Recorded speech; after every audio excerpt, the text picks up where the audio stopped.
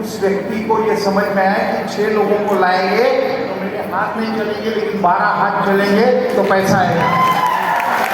So ఇదేమో చూడండి బయట అంటే మనకు ట్రైన్లో ఆడుకునే వ్యక్తికి అర్థమైంది ఈ విషయం ఏంటంటే ఇప్పుడు నాకు చేతులు లేవు కానీ జస్ట్ ఒక 6 మంది నేను ఈ బిజినెస్లో దొరికొచ్చిన అనుకో నా కోసం 12 చేతులు పని చేస్తాయని నాకు అర్థమైందని చెప్తున్నాడు సార్.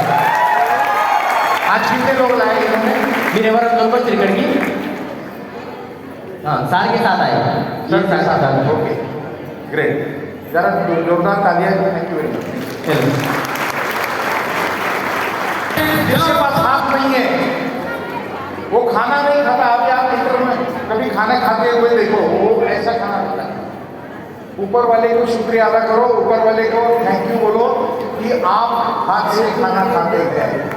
సో మనం భగవంతునికి మీకు థ్యాంక్ యూ చెప్పండి, ఎందుకంటే మనకు చేతులతో మనం అన్నం తింటాం, ఆయన చేతులు లేకుండా